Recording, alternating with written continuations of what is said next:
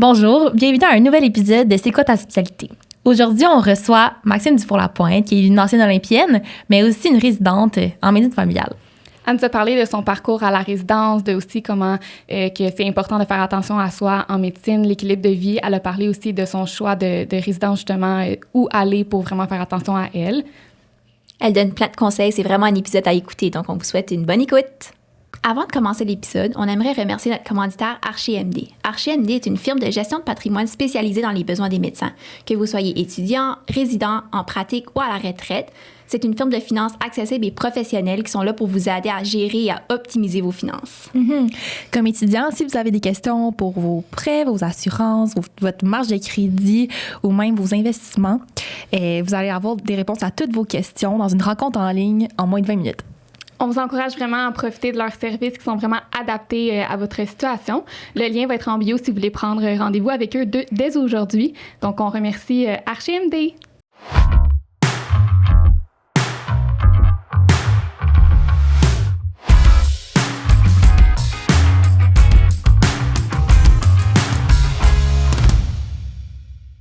Bonjour Maxime. Bonjour les filles. Ça va bien? Ça va bien, merci. Oui. Merci d'avoir accepté notre invitation.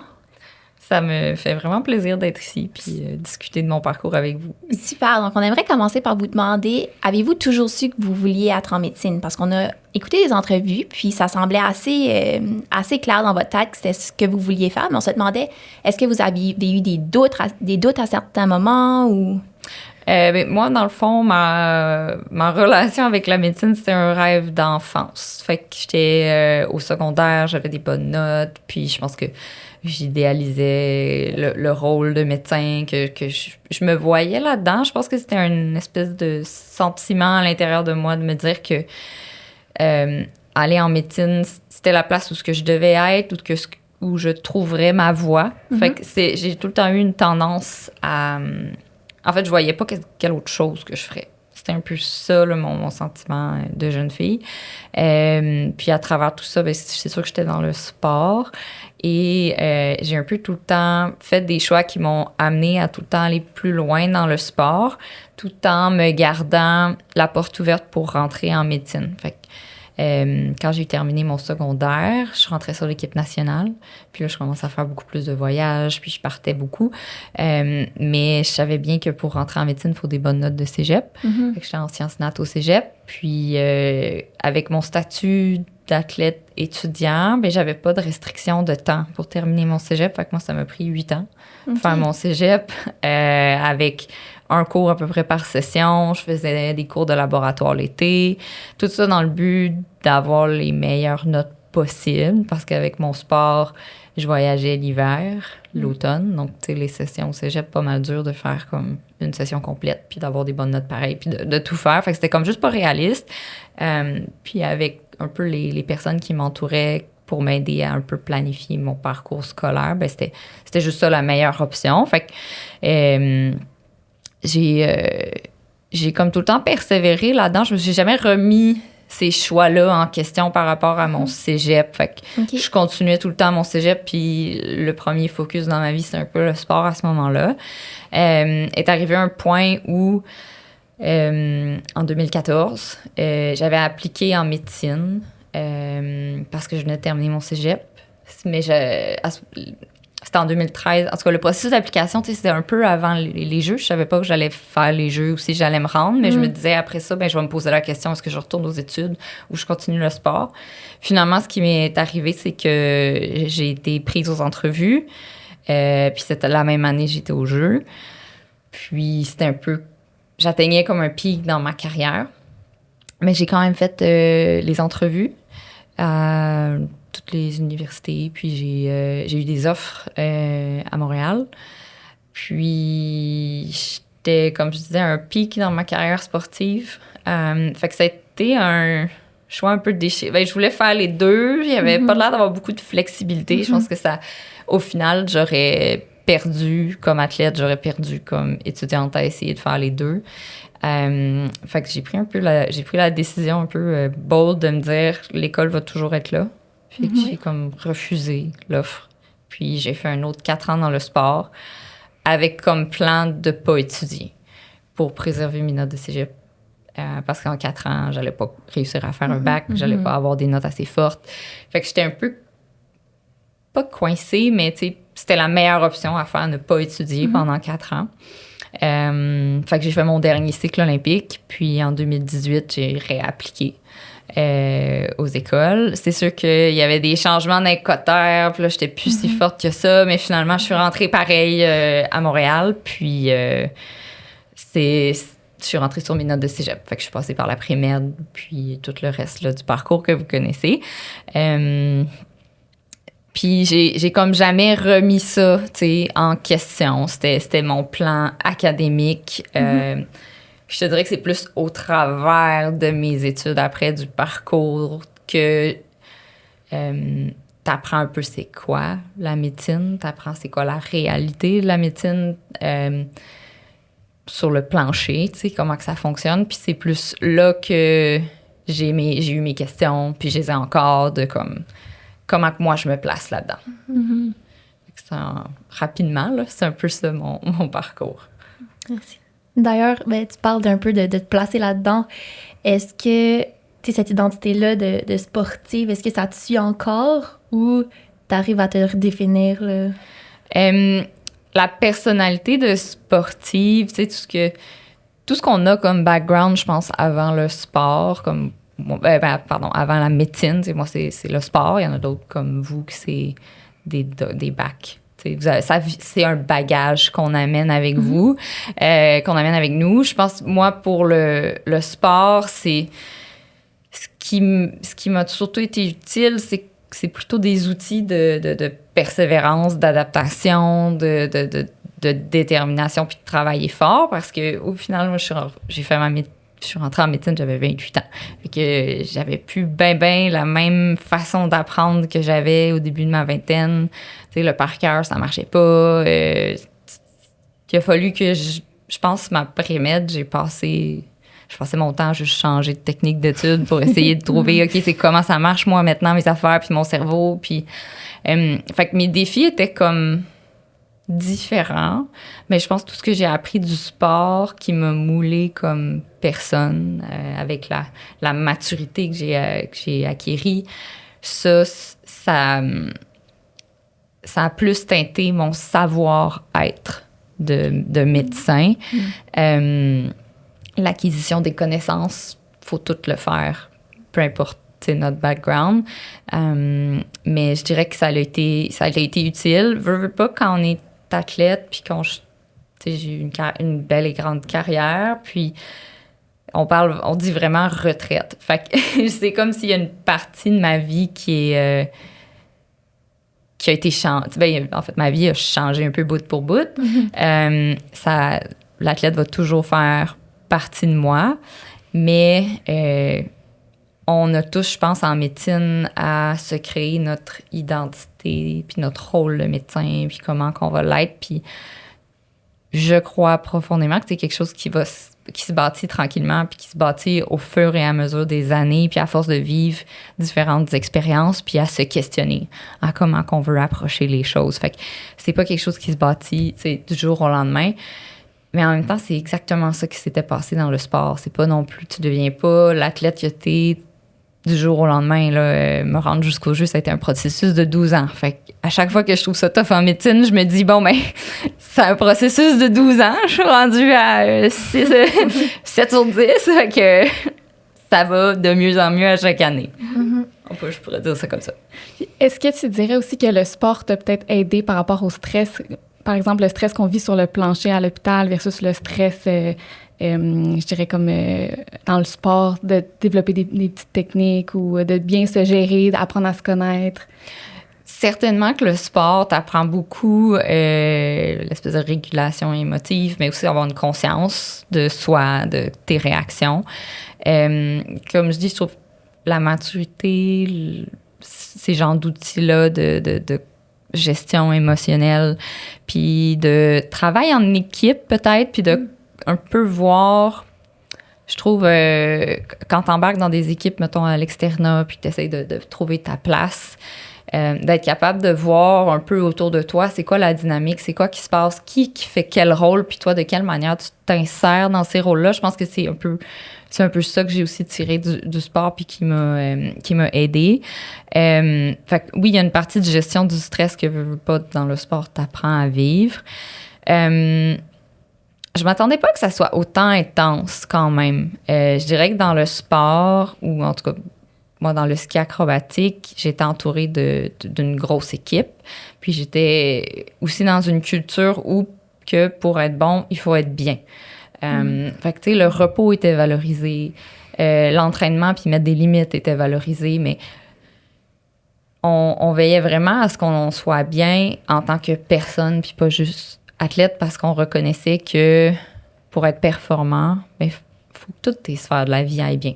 Fait que j'avouerais que moi, c'était mon choc en médecine, de réaliser à quel point on devient des machines de haute performance intellectuelle, mais tout de même haute performance. Je veux dire, avec les heures de travail, la concentration que ça demande, c'est vraiment exigeant. Puis, j'ai pas l'impression qu'on se traite toujours avec le respect qu'on mériterait comme machine de haute performance. Fait que c'était un peu un choc de réalisation pour moi comme athlète qui avait vécu un peu l'inverse de ça. Donc, je suis encore en train, tu sais, d'un peu déterminer c'est quoi pour moi cet équilibre-là. Oui. Mais je suis aussi consciente que ça vient avec pour se rendre à ces niveaux-là, ça vient avec un déséquilibre au départ.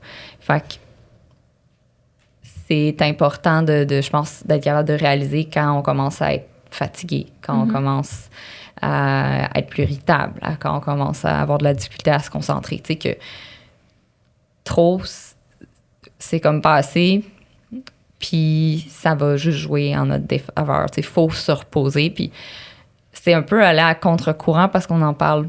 On commence à en parler, mais on n'en parle pas encore assez, à mon goût. Mais on commence à avoir des exemples, des plus jeunes générations, des médecins qui ont réalisé ça, puis que tranquillement, ils font ça. J'ai mes idées de mes solutions à moi. Je pense que ça va passer par pratiquer en région. Ça a passé par un choix de faire de la médecine de famille. Puis après, c'est dans comment qu'on prend comme attitude à tous les jours. Mais comme je dis, c'est encore... je pense que c'est un processus, puis c'est en développement, puis c'est des sujets qu'il faut parler. Oui. Puis pour la médecine familiale, vous dites que vous êtes depuis 6 mois en médecine familiale. Qu'est-ce qui a guidé votre choix vers cette résidence-là? Vous avez parlé un peu de l'équilibre de vie, mais quoi d'autre? Dans le fond... Moi, dans mon parcours médical, je pense que ça a aussi teinté de justement mes connaissances. J'aimais beaucoup tout ce qui était musculo-squelettique. Fait que, puis comme athlète, on a beaucoup de capacités, je pense, techniques, physiques, de voir des choses, de le répéter. Tout ce qui était technique, c'était des choses que j'aimais puis que je comprenais facilement. Fait que j'avais comme un intérêt pour la chirurgie, l'orthopédie. J'ai eu des surprises aussi en cours de l'externat, comme la psychiatrie. J'ai aussi été surprise par l'anesthésie.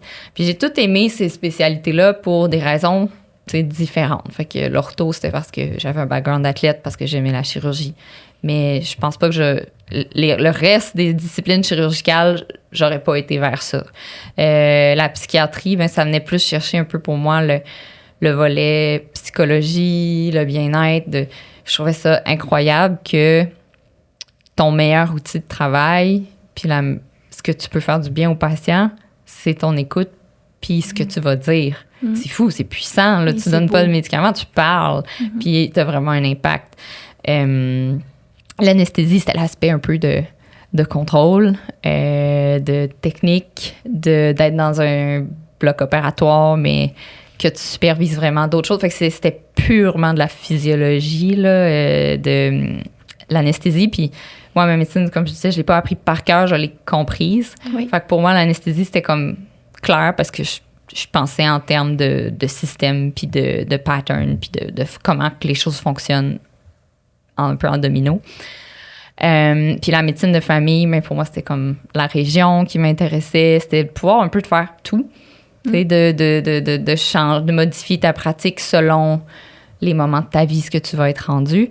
Puis c'est toute une réflexion que j'ai surtout eue à l'externat. Au préclinique, je pense que j'étais juste tellement dans la matière à comprendre que c'était très difficile pour moi de me projeter vraiment dans quelle spécialité je voulais faire parce que je savais bien qu'au final, c'est une chose d'idéaliser une pratique, c'en est une autre de voir concrètement qu'est-ce qui se passe. Oui. Puis ça, c'est à l'externat qu'on le découvre. Puis je pense qu'à l'externat, c'est vraiment la place où comme faut se mettre out there. Il faut vraiment essayer puis de s'ouvrir parce qu'au final, il va tout le temps avoir quelqu'un pour nous rattraper. On peut pas vraiment faire d'erreur, entre guillemets. Là. Il y a vraiment... C'est le lieu d'apprentissage, puis plus tu vas plonger, plus tu vas en retirer. Puis on est souvent en contact avec des résidents, des patrons. Fait que ça peut... Moi, j'en profitais tout le temps pour avoir beaucoup de discussions, tu sais, à se demander aux résidents, « Hey, pourquoi tu as choisi cette spécialité-là? Qu'est-ce que t'aimes? Qu'est-ce que t'aimes pas? » Puis juste des entendre, comment ils se sentaient. Des fois, je me disais, « Ouf, ça me tente pas d'avoir sa vie. » Ou « OK, tu sais, il est en train de me... Juste par comment il en parle, comment il a l'air bien, il est en train de me convaincre que ça a l'air le fun ce qu'il fait, tu sais, puis qu'il aime ce qu'il fait parce que on a tous de la fatigue en médecine, tu sais, c'est très variable. Je pense que je suis sensible aux gens passionnés, fait que j'essayais un peu de trouver ces personnes-là puis de leur demander c'était quoi leur secret finalement. Fait que, moi, j'encouragerais tout le monde qui, pour un peu explorer les spécialités qu'ils veulent faire, à profiter de ces moments-là, puis de discuter même les patrons, puis d'être curieux, puis d'être ouvert. Fait que quand est arrivé le CARMS, ce fameux moment super stressant pour tout le monde, dans mon parcours sportif, un moment donné, mes entraîneurs me disent, tu sais, il faut se donner des options. Puis ça m'a un peu tout le temps marqué cette idée-là. Fait que je suis arrivée à mon CARMS, puis j'ai appliqué en ortho, j'ai appliqué en psychiatrie, j'ai appliqué en médecine de famille, j'ai appliqué en anesthésie. J'ai été large. Puis c'était parce que je me disais, ben je veux avoir des options. Je veux faire le processus, puis tu sais, si j'ai pas l'entrevue, ben tu sais, ça arrête là. Si j'ai l'entrevue, je vais la faire, puis ça va continuer de comme m'aider à réfléchir. Puis c'était beaucoup d'efforts parce que j'ai appliqué aux 3 universités dans chacune discipline. J'ai eu des entrevues à peu près partout. Fait que ça a été... Probablement, je m'en suis trop mis ses épaules. En vrai, rétrospect, j'ai beurré épais, mais ça a été vraiment un beau processus de réflexion parce qu'en bout de ligne, quand j'ai fait mon ranking, ben j'ai juste mis de la médecine de famille. J'ai pas mis les autres spécialités. Parce que je voulais que ça soit mon choix, mais aussi parce que après tout ce processus-là, ben je voyais bien un peu ça allait être quoi la vie d'anesthésiste, ça allait être quoi la vie d'un orthopédiste, ça allait être la vie en psychiatrie. Est-ce que vraiment je veux aller aussi deep dans la psychiatrie que la discipline elle-même? Puis je me suis dit, ben j'allais retrouver tout ça en médecine de famille. Fait que, tu sais, au final, je pense que c'était une réflexion qui m'a aidée à cheminer, puis qui a fait en sorte que je me suis dit, en médecine de famille, je vais trouver la place dans laquelle je vais être le mieux, parce qu'encore là, c'est super large, la médecine de famille. Oui. Mais c'est vrai que c'était un choix super difficile, parce que on est un peu... breeder au fur et à mesure de nos études parce qu'on fonctionne par bloc puis à être vraiment bon dans une affaire à la fois. Il y a une genre de culture de spécialité ou en tout cas une tendance aussi juste sociétale à la performance qui fait que c'est vraiment rassurant, même pour moi à 28 ans, de me dire c'est pas vrai, j'ai fait mon match à 30. Fait que à 30 de me dire hey, je me lance dans une spécialité puis là je vais tout savoir. Je vais tout savoir de A à Z, c'est vraiment rassurant en médecine, tu sais. Je pense que j'ai aussi choisi la médecine de famille en sachant quelles allaient être, moi, mes difficultés. Pour moi, c'est pas savoir. C'est d'être dans le cri. C'est d'avoir un cas de gynéco, suivi d'un cas de psy, suivi d'un cas de musculo-squelettique, tu passes ta journée à switcher, tu sais. Je pense que je suis plus à l'aise en termes de spécialité, mais c'était pas la vie que je voulais. Oui. Puis, c'est chaque fois que je doute ou que je me dis, j'aimerais donc ce confort-là de tout savoir, ben je me rappelle que c'est un choix de vie que j'ai fait, puis que la résidence, ça reste encore un processus global à traverser, puis t'as encore des bouchées à manger, mais que la sortie de ça va t'amener à finalement te placer. Fait que ça reste que c'est un chemin de croix, la médecine, un chemin où il faut, je pense, se regarder à l'intérieur, puis où il faut avoir l'ouverture d'apprendre à se connaître pour mettre ses forces de l'avant. Puis essayer de faire la part des choses entre l'envie de la performance, le vouloir du réconfort d'une spécialité. Mais il y en a plein là, qui sont faites pour la spécialité. Là. Je fais juste dire que moi, j'étais pas là, puis je porte aucun jugement. Je pense qu'avoir fait ma médecine dans ma vingtaine avec un parcours de vie plus régulier, je serais pas surprise que j'aurais choisi une spécialité à ce moment-là. Oui. Mais là, je suis ailleurs, puis je pense que c'était beaucoup plus en accord avec moi-même, même si des fois, ces décisions-là sont difficiles à prendre quand on les prend. J'ai l'impression que c'est dans un autre 4 ans que je vais regarder en arrière, je vais dire bravo Maxime, une chance de faire cette décision-là. C'est sûr, on sait souvent en rétrospective, finalement, si on a fait les bonnes décisions. Tu as parlé un peu de la culture médicale, puis est-ce que tu as ressenti un peu la pression de choisir une spécialité, alors que des fois, c'est peut-être un petit peu mal vu dans la médecine familiale? Est-ce que tu as ressenti ça, ou pas du tout? C'est en train de changer aussi, peut-être? Je pense que quand on fait des stages, c'est bien... Parce qu'il y en a qui savent d'emblée, tu sais, que c'est genre médecine de famille, puis des externes qui disaient juste, moi, je veux faire de la médecine de famille. Puis quand on le sait, je pense que c'est bien parce que ça permet que pour chaque stage, de poser des questions pour se dire, hey, moi, qu'est-ce que je veux tirer de la gynéco pour ma pratique en médecine de famille? Puis ça, tu peux aller chercher tes conseils clairs du gynécologue, puis tu ramènes ça dans ta boîte à outils, puis c'est vraiment pratique. Peu importe tes autres stages, tu arrives là avec ton œil de médecin de famille, fait que j'ai entendu d'autres personnes qui avaient fait cette approche-là, puis je trouve qu'ils sont arrivés à la résidence avec comme déjà une compréhension un peu plus grande de la pratique. Moi, quand je faisais mes stages, j'étais un peu plus en mode spécialité, fait que je voulais devenir comme la meilleure dans chaque stage, puis apprendre le plus possible de ce que la spécialité était. Je pense que c'est un peu plus l'approche à apprendre si c'est la spécialité qui t'intéresse. En bout de ligne, peu importe l'opinion des autres, je crois que la meilleure approche à l'externat, c'est de rester fidèle à soi-même. T'sais. Puis, on se fait souvent poser par des résidents, des patrons. Toi, t'es qui? Tu sais quoi ton background? Puis c'est quoi que tu veux faire dans la vie? Puis honnêtement, moi, ma réponse, souvent, elle changeait, mais elle n'était pas fausse. T'sais, avec un orthopédiste, ben, je disais, moi, je faisais du sport, puis j'aime vraiment le musculo-squelettique. J'envisage peut-être l'ortho. T'sais, c'était ça mon histoire. Avec un médecin de famille, ben, c'est comme, ben, j'ai vraiment beaucoup d'intérêt dans tout, puis j'aime pratiquer en région, fait que la médecine de famille, ça m'intéresse. En psychiatrie, c'est comme, ben, moi, j'ai un background dans le sport, puis la psychologie, genre, ça me fascine. Puis, fait que, tu sais, je faisais sortir les côtés de moi pour chacune des spécialités qui fitaient. Je pense que c'était un peu je serais peut-être un truc pour m'adapter. Tu sais, fait que, est-ce qu'il y a une pression, même qu'il y en ait une ou pas, je vous dirais comme, faites ce que vous sentez. Tu sais, au final, là, c'est la seule manière que tu vas avoir tes vraies réponses à toi pour être bien, puis que ça va changer la culture.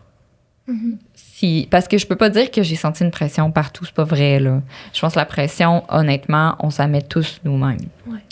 On est capable de faire ça tout seul. On serait pas en médecine sinon. Mais bref, je pense que c'est de plonger là-dedans puis d'apprendre à se découvrir puis juste d'être vrai envers soi-même. Parce que j'en ai vu du monde qui était gunner pour des spécialités puis là, il était ailleurs dans d'autres spécialités puis il disait juste « Ah, moi, je veux faire telle spécialité. » C'est sûr que je pense quand t'arrives puis tu dis ça, ben le patron ou le résident peut penser que t'es fermé à apprendre. Puis ça reste que à l'externat, je pense qu'il faut être une éponge, faut vraiment s'ouvrir à tout. Comme puis peut-être tu vas avoir des surprises, tu sais, comme je dis, moi j'ai comme découvert plus la psychiatrie, j'ai découvert plus l'anesthésie, puis je me suis permis d'avoir des stages à option là-dedans pour comme y aller à fond puis faire le tour des choses. Puis je me suis dit, ben peu importe ce que je fais après, c'est des connaissances qui vont me servir, tu sais. Fait que C'est sûr. d'avoir un champ de vision ouvert, c'est important. Ouais, c'est de toujours se ramener à soi-même, de prendre du temps un peu pour réfléchir puis de penser à nous. Est-ce qu'il y a quelqu'un en médecine familiale qui t'a plus inspiré? Là, tu as parlé de chaque personne, peut-être un peu dans les spécialités. Est-ce qu'il y a une personne que tu t'es dit, wow, ça t'a vraiment aidé dans ton choix? Oui, pas nécessairement quelqu'un que j'avais croisé dans mon parcours à l'UDM. Là, c'est une médecin de famille, aussi médecin sportif, que j'avais rencontré là, quand j'étais athlète parce que comme je voulais faire médecine, mais dans ma famille, moi, il n'y a personne qui a fait médecine. Il y a plein d'autres emplois, mais pas de médecin. Fait que je défrichais une route que je ne connaissais pas. Puis, on m'a mis en contact avec cette fille-là qui est vraiment un super médecin. Elle suit des équipes sportives. Puis, elle aussi, elle avait un background dans le sport. Fait que quand on s'est vu, tu sais, j'ai connecté vite avec elle. Puis, à me dire, OK, c'est vraiment une belle image de genre de médecin de famille que j'aimerais être. Un médecin qui m'a aussi, tu sais, dit un peu les vraies affaires, ses difficultés à elle. Fait que je pense que c'est vraiment important de s'entourer de mentors, de personnes justement à qui on va plus s'identifier. Fait qu'elle, j'ai parlé, tu sais, tout au long un peu de mon parcours, puis on faisait des petits catch-up. Mais quand justement on fait l'externat, on est tellement exposé à plein de monde que je pense que j'ai un peu cherry picking, tu sais, demander des conseils un peu à tout le monde, puis d'aller prendre ce que je voulais ou ce qui allait me servir un peu, des beaux exemples de patrons que j'ai eus, tu sais. J'ai eu des super belles discussions avec des intensivistes, avec des anesthésistes, des chirurgiens, tu sais, vraiment tout, très large. Puis j'ai eu la chance aussi de faire mon stage de médecine de famille à Sainte-Agathe. C'est comme des fois, c'est des hasards, là, les stages. Puis nous, on a un chalet familial à Sainte-Agathe. Fait qu'on dirait comme j'ai vécu le rêve pendant un mois d'être juste comme à 5 minutes de l'hôpital, puis d'être avec des gens qui tripaient là-bas. Fait que de voir, je pense, si on est capable d'avoir des milieux de stage qui nous intéressent de pratiquer, où ce qu'on veut aller. Parce que c'est une chose, la spécialité, c'est une chose. Les gens avec qui on s'entoure, puis c'est une autre chose, le lieu. En tout cas, pour moi, c'était important, le lieu. Fait que, comme je dis, ça continue d'ouvrir tes horizons puis de te dire, mais de quelle manière, moi, je vais me placer là-dedans. Tu sais, c'est le choix de la spécialité. Oui, c'est un gros morceau, mais après, il faut que tu aimes avec qui tu travailles. Il faut que tu aimes où ce que tu travailles. Il faut que tu aies ton réseau de support pour justement t'appuyer puis t'élever dans tout ce qu'on fait, je pense. En ce moment, vous faites votre résidence familiale à quel endroit? Je suis à Charlemagne, à Longueuil. Fait que j'ai fait un switch d'université. Là. J'ai fait mon doctorat à l'UDM. Puis Charlemagne, c'est avec le réseau Sherbrooke. OK. Je suis contente d'aborder ça parce que je voulais parler justement du choix de résidence, en tout cas particulièrement pour la médecine de famille. Oui. Parce qu'il y en a vraiment beaucoup.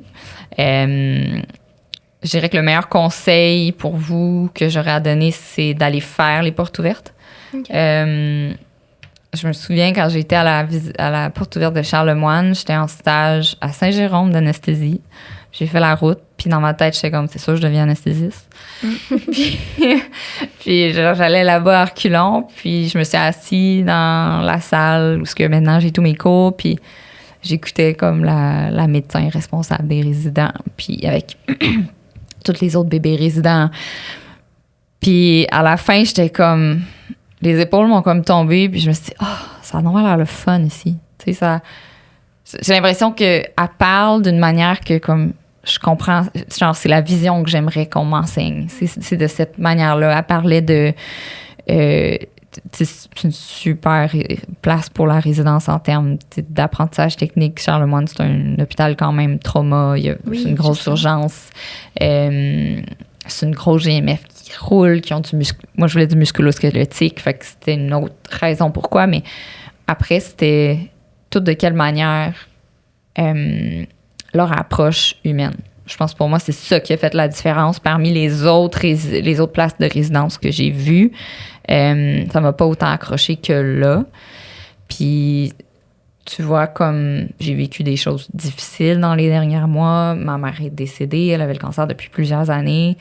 Puis, je me suis sentie épaulée de A à Z là-dedans. J'étais à l'aise de dire « Hey, présentement, j'ai des difficultés, je trouve ça dur, comme je sais plus, peut-être j'ai besoin d'une pause. » Puis, finalement, tu sais, ça a amené à comme un arrêt de travail, puis je suis encore en arrêt de travail, puis c'est correct comme ça. Puis, je vais retourner quand je vais être prête, puis c'était aussi pour ça, mon choix de résidence. C'était pour me dire, hey, si ça va mal, parce que je savais que ma mère était malade, est-ce que je vais avoir comme le réseau pour m'aider à me relever de ça? Puis il y en a d'autres aussi, tu sais, qui décident de tomber enceinte pendant la résidence, puis tu sais, comment que ça va être là-bas? Je pense que, tu sais, quand je parlais de choix de vie, quand je parlais de vision globale, c'était aussi pour ces raisons-là que moi, j'ai choisi Charlemagne, parce que je sentais qu'il y avait l'ouverture. Je dis pas que les autres, ils en ont pas, mais cette journée-là, aux portes ouvertes, j'ai comme eu juste le sentiment, OK, c'est là que ça va bien aller pour moi. Puis c'est la GMF que j'ai mis en premier, puis c'est celle que j'ai eue, puis j'étais bien contente. Fait que mais tu sais, j'avais mis plein d'autres pour différentes raisons. Tu sais, c'est ça. Mes autres choix, c'était pour d'autres raisons. Tu sais, j'avais mis Verdun parce que c'est un petit peu plus proche de chez moi, puis c'est un peu plus intense. Ça faisait des soins. Mais au final, comme avec ce que j'ai vécu, je pense que ça aurait peut-être été, je sais pas, ça aurait peut-être été too much à ce moment-ci. Mais sinon, j'étais comme, ben, OK, je serais prête à aller au Mont-Laurier. Je veux être vraiment, on va vivre comme le truc de région plus loin, puis let's go, tu sais. Fait que j'avais tous ces choix-là de médecine de place de résidence en médecine de famille, mais je n'avais mis comme 8.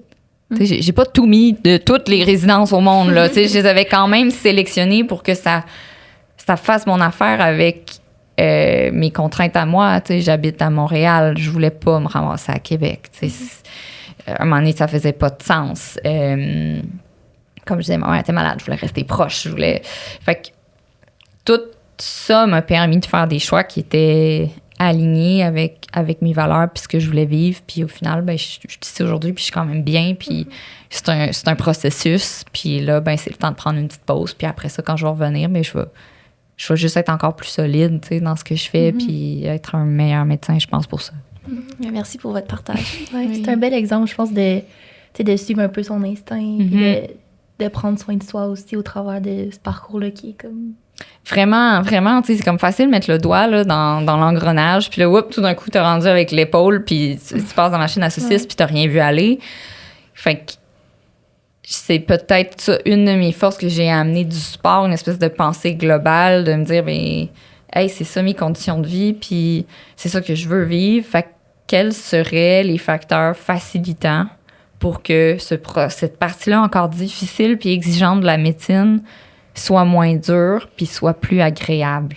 Parce que c'est ça l'espèce de pouvoir qu'on a, je crois, dans nos choix de lieu de résidence pour la médecine de famille, c'est de décider où est-ce qu'on va le faire. Tu sais, comme externe, on se fait balancer d'une place à l'autre.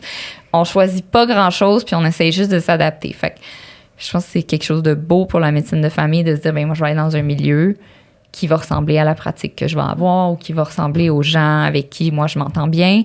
Puis au final, ça finit que j'ai une amie avec qui j'ai fait ma médecine qui est aussi résidente à Charlemagne. Fait que là, on s'épaulait, puis ça avait l'air d'être une super gang de résidents. Puis mon instinct m'a pas trompé. Je suis arrivée là-bas, on était une gang de 20. Tout le monde est super serré, tout le monde prend de nos nouvelles. Tu sais, c'est une belle gang, mais c'est ça que moi, je voulais vivre. Fait que je me suis retrouvée à la bonne place pour ça. Puis je pense que c'est plus une réflexion de est-ce que tous et chacun où on est dans la vie, qu'est-ce qu'on veut vivre, puis comment qu'on peut se donner les moyens que c'est pas obligé d'être... Ça devrait pas être si difficile non plus. Il faut se donner... c'est ça, faut se donner un peu la chance de bien aller dans tout ça. Mm-hmm. On se demandait le switch de l'externat à la résidence. En externat, on étudie, puis on passe la journée à l'hôpital. À la résidence, est-ce que vous étudiez les soirs? Ça se passe comment? Est-ce que c'est plus un travail? C'est vraiment abstrait, là. Ouais, écoute, c'est sûr que je peux juste parler de moi, là. Oui. À l'externat, je lisais quand même pas mal mon Toronto Notes, puis je me disais, je vais me préparer pour l'examen final, puis tout. À la résidence, je pense que le plus gros step, c'est un peu la responsabilisation. De se dire que, ben là, on commence à prescrire. C'est vraiment une autre charge de responsabilité, puis oui, il faut continuer d'apprendre. Je le faisais plus au début. Puis est arrivé un moment avec mes circonstances de vie où j'avais juste pas l'énergie là, de rouvrir mes livres le soir. Fait que j'ai arrêté. Mais je sais qu'il y a des résidents qui étudient pas tant. Okay. Puis il y en a d'autres qui étudient. C'est vraiment très personnel. Mais si moi, j'ai à partager mes trucs, je dirais que c'est bien de... Ben là, comme médecin de famille, on voit des patients en cabinet. Fait que quand tu prépares des dossiers la veille, en sachant un peu c'est quoi la raison de consultation, mais tu peux un petit peu juste... Je me mets un timer, parce que sinon, c'est comme un puits sans fond, là, mais tu mets 10-15 minutes par dossier, puis tu te dis, OK, ben c'est ça, ça serait quoi mes DDX? Tu n'y as pas parlé encore, mais tu es juste comme, OK, c'est quoi mes red flags? C'est quoi mes DDX? Ça serait quoi mes plans de traitement possibles? Puis... aller tout de suite voir comme dans mes traitements, c'est une crème de cortisone, ok, c'est une force, c'est une faible, c'est une si, tu sais, juste de comme essayer de pousser parce que cette réflexion-là, anyway, il va falloir que tu la fasses avec le patient. Fait que, puis l'affaire en médecine de famille, c'est super large. Fait que chaque fois que c'est un nouveau sujet, c'est vraiment laborieux, puis t'es comme un peu dans le blast pour te rendre jusqu'au bout. Mais un moment donné, quand ça fait comme 5-10 fois que tu prescris une crème pour de l'acné, ben... à un moment donné, t'es juste comme, OK, c'est ça qu'il faut faire. Mais au début, ben, t'oublies, parce qu'après ça, tu retournes vers, comme, discuter de pilules ou à, comme, faire une évaluation de premier trimestre. Fait que tu switches tout le temps, puis ces schèmes-là dans ton cerveau finissent par se faire, plus t'es fait. Mais je dirais, comme, la préparation dans ce sens-là, ça aide. Ou si t'as un cas particulier dans la journée, ben, il y en a beaucoup qui font, comme, 15 minutes de lecture le soir là-dessus, juste à les revoir. Je dirais que la résidence aussi, c'est comme à l'externat, moi je me suis dit c'est mon Toronto Notes, ça va être ma Bible, ça va finir là. Alors que là, à la résidence, il y a comme, surtout en médecine de famille, c'est très éclaté, là, les sources d'informations. Fait que ça aussi, il faut comme un peu apprendre à naviguer là-dedans, qu'est-ce que tu vas voir où, pourquoi. Mais ce qui m'a le plus aidé, puis ça c'était un médecin un moment donné qui m'avait dit ça, qui avait fait ça. C'est quand que j'étudiais pour mon examen final du doctorat plus le LMCC, j'ai étudié en me faisant mes propres notes, si on veut, mais synthétisées. Donc, dans le fond, pour chaque sujet d'examen, c'était un peu, bon, c'est quoi les questions clés rapidement pour la HMA, l'examen mais disons...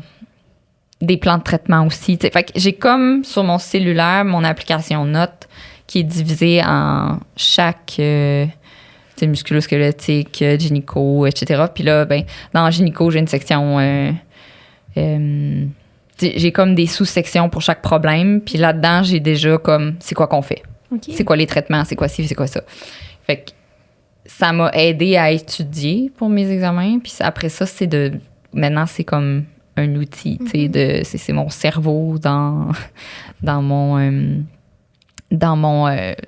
mon ordi, puis c'est différent pour tout le monde. Moi, je trouve que c'est ça qui m'aide beaucoup, tu sais, j'étais à l'urgence, peu importe c'est quoi, comment réduire une épaule, ok, je l'ai déjà écrit, super. C'est quoi ma recette pour faire une infiltration avant des points? Tu sais, j'avais comme tout, fait que puis là, plus t'as des cours, ben dans la résidence, plus je rajoute mes vignettes, puis j'ai... c'est ça, quel bilan à faire si tel problème. Fait que c'est parce que, comme je dis, l'information est partout. Fait que pour moi, de la classer, ça change quelque chose. Mais pour d'autres mondes, ça change, ça fera rien. Mais pour moi, c'est utile et ça l'est encore. Puis j'imagine qu'à un moment donné, ben, j'aurais plus tant besoin de regarder mes notes, ou si ça fait longtemps que j'ai pas fait quelque chose, ben, je vais juste revoir mes notes, puis je suis comme, ah oui, c'est vrai, OK, c'est ça qu'il faut que je fasse. Puis ça finit là, tu sais. Ouais. Fait que, c'est vraiment aussi à portée de main. Là, on a toujours notre cellulaire. Là, fait Oui. que c'est vraiment une bonne idée. C'est un bon truc. Là. C'est ça. Puis, mais tu sais, il y a des apps comme incontournables. Là. J'ai peut-être plus un profil de réflexion d'un interniste, là, mais interne hospice. Fait que j'adore le lentier, tu sais. Quand je me pose des questions, je vais le voir, là. Mais de quoi comme pratico-pratique, puis du par cœur, ben là, c'est un peu là que mon application Note vient vraiment utile, là, tu sais.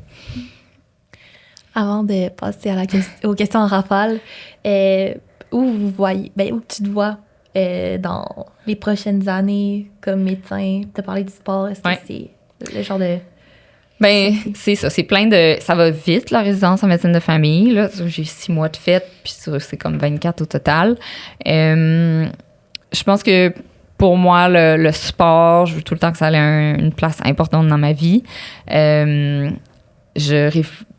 On dirait que les avenues pour ça, c'est en médecine de famille, c'est soit faire le R3 en médecine sportive, ou tu peux commencer à pratiquer puis éventuellement juste aller le chercher. Une autre chose que moi, on m'avait dit en résidence pour la médecine de famille de faire, c'est d'aller faire tes formations, d'aller profiter de ces moments-là pour faire des... dans le fond, il y a l'ACLS, l'ATLS, le PRN. En tout cas, toutes les choses, vous allez finir par apprendre. Là, puis pendant ces 2 ans-là, ça coûte moins cher comme résident des fers. Ça coûte cher pareil, mais tu as du temps pour prendre des journées de congé pour aller les faire. Okay. Fait que c'est bien d'en profiter dans ces moments-là. T'sais, la résidence, encore là, c'est plus tu vas te plonger dedans, plus tu vas vouloir apprendre, plus tu vas en retirer, puis que tu vas être un peu plus solide dans tes souliers, même si tout le monde qui sort de la résidence en médecine de famille a comme une autre période d'adaptation parce que c'est tellement grand ce qu'on fait. Tout pour dire que c'est le moment d'aller comme faire des congrès ou d'aller explorer. Puis, tu sais, moi, je me suis formée plus avec... j'ai déjà fait des cours d'échographie, mes cours d'infiltration éco-guidée, parce que je sais que ça va chercher mon aspect technique. Ouais. Fait que j'essaye quand même d'aller me chercher mes bonbons là où je peux, tu sais, d'aller dans, OK, mes forces, c'est ça, puis ça me tente de me former là-dedans, puis j'aimerais ça que quand je sors de ma résidence, mais je puisse faire ça. Est-ce que je vais faire le R3? Ben là, le temps va me le dire. Si ça me tente de pratiquer, passer à autre chose. C'est ça, c'est plein d'autres questions que j'ai maintenant, puis qu'éventuellement, vous allez avoir, tu sais, c'est où est-ce que je vais travailler, quel genre de tâches que je vais prendre. Dans mes circonstances actuelles, j'ai trouvé ça dur de faire de l'urgence parce que c'est un certain débit, c'est une certaine performance. Puis je pense que j'étais pas capable de donner ça à ce moment-ci. Mais tu sais, de l'hospice, je trouve ça super stimulant. Prendre en charge des patients, de l'aspect relationnel que des fois t'as moins ailleurs. Le cabinet, c'est d'autres défis. Fait que t'sais, tout ce que j'ai parlé de l'externat que vous êtes en train de vivre, ben là, c'est un peu moi mon processus réflexif de comme résidente, qu'est-ce qui m'attend puis qu'est-ce que je veux faire pour la suite. Fait que c'est une roue qui tourne. On commence à le faire à l'externat, après ça se continue à la résidence. Puis je pense que c'est ça qui est protecteur, qui va faire en sorte qu'on va faire ce qu'on aime puis qu'on va être à la bonne place dans toute cette épopée là, de la médecine qui exige tant de nous tous. On va pouvoir y aller avec les questions en rafale. Donc, tu peux, si tu veux, élaborer un peu plus ou seulement répondre. Donc, tu dirais plus chiffre de jour, de soir ou même des 24 heures, si tu en fais. Les 24 heures, ça n'existe pas, là. Ben, dans le sens que tu fais des semaines d'hospice, t'es on-call 24 heures. Oui, c'est ça. Je dirais 2 jours, c'est toujours bon de jour. On se donne pas de jour, mais une semaine de speed 24, tu sais, c'est comme 7 jours, ça me dérange pas. Okay. Tu peux un peu prévoir ce qui va arriver la nuit, puis on t'appelle, puis tu y vas, puis tu sais que ça a une fin. C'est 7 jours, puis après ça, t'as une petite pause, fait que ça me dérange pas trop. Est-ce que vous préférez les scrubs de l'hôpital ou apporter vos propres scrubs ou des sarraux, même? Ah, là, par contre, je suis tombée dans le vortex parce qu'avec la COVID, on était à un point où il fallait acheter nos propres scrubs. OK. J'en ai acheté beaucoup. J'ai toutes les couleurs de l'arc-en-ciel. Mais mon point étant avec ça que ça met de la vie pour moi, avoir une couleur de scrubs. Puis si je pourrais être autant d'heures que ça à l'hôpital, ben, ça me tente d'être confortable. Fait que j'ai mes propres scrubs. De couleurs. Exact. Les patients, des fois, ils aiment ça, des belles couleurs. Ça amène tout de suite un sujet de discussion. Le plus difficile entre se rendre aux Olympiques ou la médecine? La médecine. Ah ouais. Moi, j'ai trouvé ça plus tough, ma médecine, que de me rendre aux Jeux. Je dis pas que ça n'a pas été facile, les Jeux. J'ai eu mes épreuves, puis peut-être que là, je l'idéalise un peu parce que j'ai pris ma retraite. Mais non, je trouve que ça a été exigeant, ma médecine. Avec le recul, tu sais, moi, ma mère, ça faisait quand même 7 ans qu'elle était malade. Fait que j'ai vécu ma médecine avec une mère malade. Puis ça a dû apporter son poids, quand même. Oui, c'est sûr. Puis, comme dernière question, est-ce que plus études d'avance ou la veille? Ah non, moi, je suis d'avance. On mange un éléphant par petite bouchée, là. La veille, ça marche pas. Non, I don't do d'avance. Je fais pas la veille. Je suis très, très d'avance. Comme moi, je suis un peu... c'est pas une game d'échecs, mais tu sais, je vois d'avance c'est quoi qui s'en vient, puis j'essaie d'un peu de placer les pions pour comme manger ça à petite bouchée pour finalement arriver au bout, puis dire, globalement, tu sais, j'ai fait tout ce que je pouvais, puis je me sens prête. C'est comme ma façon pour moi de m'enlever du stress. Ouais. On devrait prendre exemple. Oui, tout à fait. Ouais, si vous avez encore le brain power pour faire ça de même, comme... Je vous envie. Je vous envie vraiment. Mais c'est juste comme, je peux même pas. Tu sais, je pense que ça marche pas pour moi, ça. Encore une fois, tu reviens à t'écouter, à apprendre à te connaître. Tu sais, tout ce que tu as parlé tout au long de l'épisode, là. Fait que... Ouais, vraiment, merci beaucoup. Ben, ça me fait vraiment plaisir. C'est des bons conseils. Je pense qu'on va les appliquer un peu. J'espère que ça va vous aider, vous inspirer ou en tout cas vous faire réfléchir sur votre propre chemin. Je pense vraiment que le partage de vécu, c'est ça qui fait la richesse quand même en médecine. Puis c'est ça qui fait que nous, les toutes plus jeunes générations, on enseigne à la plus jeune au final tout le temps. Là. Oui. C'est un gros mentorat là, à devenir médecin. Fait que de bien choisir un peu qui nous inspire, puis de partager ce vécu-là va faire que je pense que globalement, la culture va changer puis qu'on va tous être mieux là-dedans. Mm-hmm. C'est vraiment inspirant. Puis justement, ça nous rappelle de prendre soin de soi. Là. Super important. Ouais. Bravo pour ce que vous faites. Merci.